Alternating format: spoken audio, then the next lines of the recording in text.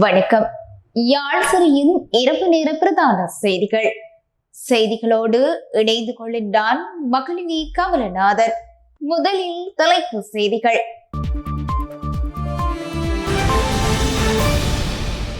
நாட்டில் குழந்தைகளுக்கு அதிகரிக்கும் நோய்கள், விழிப்போடு இருக்குமாறு சுகாதார அமைச்சர் அறிவிப்பு. பெண்களை கொலை செய்த முன்னாள் அமைச்சரின் மனைவியை வெளியே விட்ட மகிந்த சிக்கி அடுத்த குற்றம். தரமற்ற மருந்துகளால் பாதிக்கப்பட்ட மக்கள் 12 பேருக்கு எதிராக குற்றப்பத்திரிகை தாக்கல். போதைப் பொருளுக்கு அடிமையாகிவிட்டேன், உண்மைகளை உடைக்கும் நடிகர் சிரிகாந்த் தமிழ் திரையுலகில் சிக்கிய மற்றொரு நடிகர். மனிதர்களை செவ்வாயில் குடியமர்த்தும் எலான் மஸ்கின் முயற்சி உலகத்தை பாதிப்பதாக வழக்கு தொடரும் மெக்சிகோ அதிபர். தொடர்வன விரிவான செய்திகள். நாட்டில் குழந்தைகள் மத்தியில் தொற்றா நோய்கள் அதிகரித்து வருவதாகவும் இதற்கு உணவு பழக்க வழக்கங்களே காரணம் எனவும் சுகாதார அமைச்சு தெரிவித்துள்ளது. சுகாதார மேம்பாட்டு பணியகத்தில் இடம்பெற்ற ஊடகவியலாளர் சந்திப்பில் வைத்து அமைச்சின் ஊட்டச்சத்து பிரிவின் பணிப்பாளர் சமூக மருத்துவ நிபுணர் மோனிகா விஜயரத்ன இந்த தகவலை வெளியிட்டுள்ளார். குழந்தைகளிடையே நீரிழிவு மற்றும் உயர் இரத்த அழுத்தம் போன்ற தொற்றா நோய்கள் பரவும் ஆபத்து அதிகரித்துள்ளதாக தெரிவித்துள்ளார்.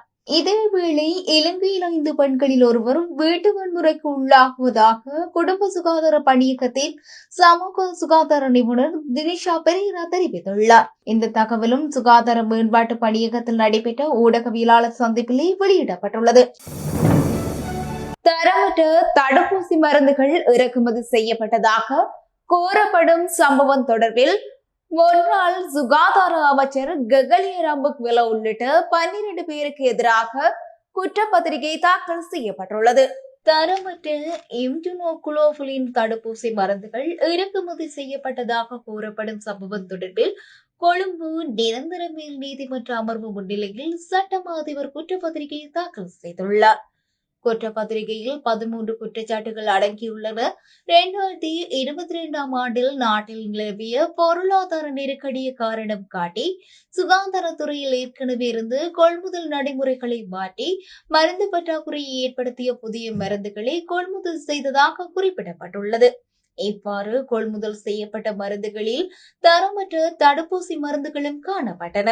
இந்த மருந்துகளை செலுத்திக் கொண்ட கண்டி, பாத்தலை மற்றும் கொழும்பு பகுதிகளைச் சேர்ந்த 3 நோயாளிகள் பெரும் சிரமங்களுக்கு முகம் கொடுத்துள்ளனர். இது தொடர்பாக கிடைத்த 2 முறைப்பாடுகளின் அடிப்படையில் குற்றப்புலனாய்வு திணைக்களம் விசாரணைகளை ஆரம்பித்தது. பின்னர் இந்த விசாரணை தொடர்பாக மாளிகாகந்த நீதவான் நீதிமன்றில் ஒரு வழக்கு பதிவு செய்யப்பட்டது. அதில் 12 நபர்கள் சந்தேக நபர்களாக எண்ணப்பட்டனர். இந்த சந்தேக நபர்களில் தரமற்ற தடுப்பூசிகளை விநியோகித்த சுதந்த ஜனக பெர்னாண்டோ, முன்னாள் சுகாதார அமைச்சர் ககலிய ரம்புக்வெல, சுகாதார அமைச்சின் முன்னாள் செயலாளர் ஜனகசிறி சந்திரகுப்தா மற்றும் சுகாதாரத்துறையின் உயர் அதிகாரிகள் குழுவும் ஆகியோரும் அடங்குவர். இந்த வழக்கில் 10 சந்தேக நபர்கள் கைது செய்யப்பட்ட நீதிமன்றில் ஆஜர்படுத்தப்பட்ட பின்னர் பிணையில் விடுவிக்கப்பட்டனர். எனினும் தரமற்ற தடுப்பூசிகளை விநியோகம் செய்த முதல் சந்தேக நபரான சுதந்த ஜனக பெர்னாண்டோ தொடர்ந்து விளக்கமறியலில் வைக்கப்பட்டுள்ளார்.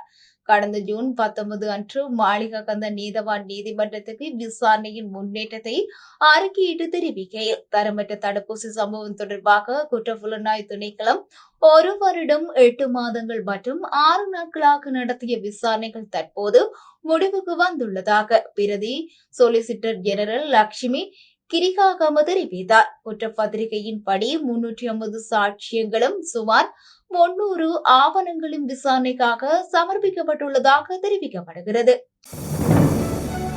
ஜனாதிபதி பொது மன்னிப்பு விடயம் சாட்சியாகி விசாரணைகள் இடம்பெற்று வரும் நிலையில் முன்னாள் ஜனாதிபதி மஹிந்த ராஜபக்ச பெண்களை கொலை செய்த முன்னாள் அமைச்சரின் மனைவியை விடுதலை செய்த விடயம் தெரிய வந்துள்ளது. முன்னாள் அமைச்சர் மில்ட்ரோ பெர்னாண்டோவின் மனைவி மேரி ஜூலியட் மோனிகா பெர்னாண்டோவின் விடுதலையும் சர்ச்சைக்குரிய ஜனாதிபதி மன்னிப்பின் கீழ் மேற்கொள்ளப்பட்டுள்ளதாக தகவல் வெளியிடப்பட்டுள்ளது. பதவி நீக்கம் செய்யப்பட்ட சிறைச்சாலைகள் ஆணையாளர் துஷார உஃபுல்தினியவின் வழக்கு கொழும்பு நீதவான் நீதிமன்றத்தில் நேற்று விசாரணைக்கு எடுத்துக் கொள்ளப்பட்ட போதே இந்த விடயம் வெளிப்படுத்தப்பட்டுள்ளது. முன்னதாக 2 பெண்களை கடத்தி கொலை செய்த குற்றத்திற்காக மேரி ஜூலியட் மோனிகா பெர்னாண்டோவுக்கு மரண தண்டனை விதிக்கப்பட்டது. எனினும் முன்னாள் ஜனாதிபதி மஹிந்த ராஜபக்சவிடமிருந்து ஜனாதிபதி மன்னிப்பை பெற்ற பின்னர் 2009ஆம் ஆண்டு மார்ச் மாதம் மேரி ஜூலியட் மோனிகா பெர்னாண்டோ விடுவிக்கப்பட்டார். இது சர்வதேச மகளிர் தினத்துடன் தொடர்புடைய மன்னிப்பாக ஆரம்பிக்கப்பட்டதாக சட்டம் அதிபர் திணைக்களம் மன்றில் சுட்டிக்காட்டியுள்ளது. இந்த விடுதலை ஜனாதிபதி மன்னிப்பின் நியாயத்தன்மை குறித்து மீண்டும் ஒரு முறை விவாதங்களை எழுப்பியுள்ளது. அடுத்து சர்வதேச செய்திகள். தடை செய்யப்பட்ட போதைப் பொருட்களை பயன்படுத்திய வழக்கில் தமிழ் திரையுலகின் முன்னணி நடிகரான ஸ்ரீகாந்த் கைது செய்யப்பட்டு தற்போது சென்னையின் புழல் சிறையில் அடைக்கப்பட்டுள்ளார். போதைப் பொருளை பயன்படுத்திய குற்றச்சாட்டின் அடிப்படையில் முன்னணி நடிகரான ஸ்ரீகாந்த் கைது செய்யப்பட்டு விசாரணைகள் முன்னெடுக்கப்பட்டு வரும் நிலையில் தமிழ் சினிமாவில் பலர் மாட்டிக்கொள்ள வாய்ப்பிருப்பதாக கூறப்படுகின்றது. இந்த சூழ்நிலையில் சிறை அதிகாரிகளுக்கு ஸ்ரீகாந்த் முழு ஒத்துழைப்பு கொடுத்து வருவதாக தகவல் வெளியாகியுள்ளன. ஸ்ரீகாந்த் அளித்த தகவலின் அடிப்படையில் பிரபல இயக்குநரின் சகோதரனும் கழுகு திரைப்படத்தின் நடிகர் கிருஷ்ணா கைது செய்யப்பட்டுள்ளார். கேரளாவில் தலைவருமாக இருந்ததாக கூறப்படும் நடிகர் கிருஷ்ணா நேற்று காவல்துறையின் முன்னிலையாகியுள்ளார். இதனைத் தொடர்ந்து நேற்று முதல் கிருஷ்ணாவிடம் காவல்துறை தீவிர விசாரணை மேற்கொண்டு வருகிறது. விசாரணை ஒருபுறம் நடந்து கொண்டிருக்க மறுபுறம் பெசட் நகரில் உள்ள கிருஷ்ணாவின் வீட்டுக்குள்ளும் காவல்துறை சோதனை நடத்தினர்.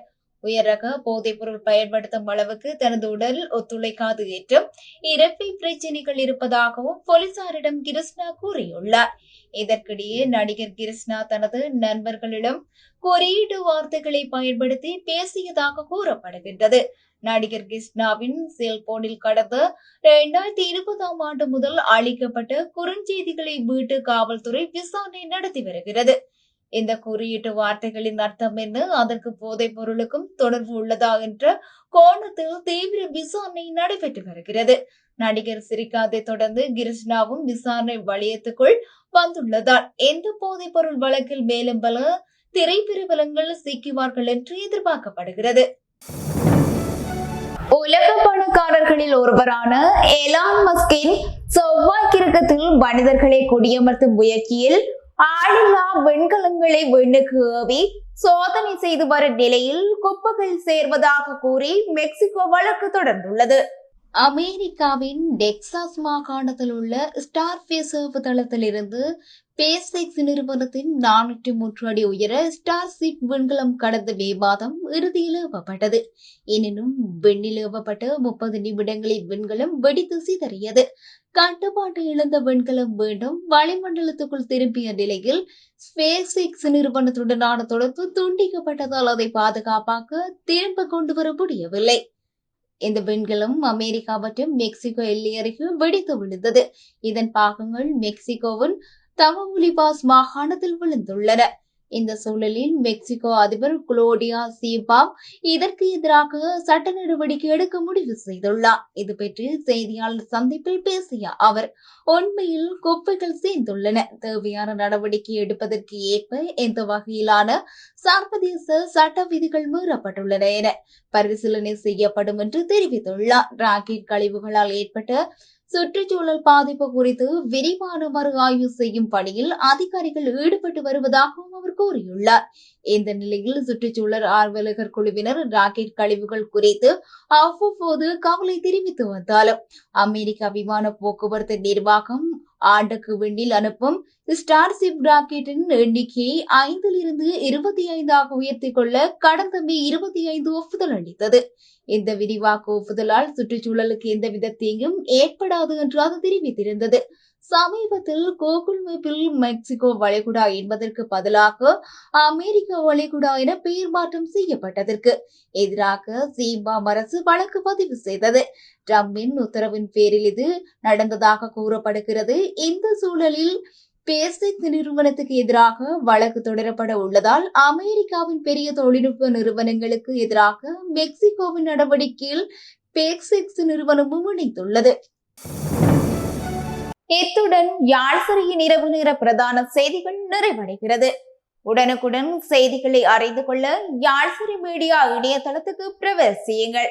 வணக்கம்.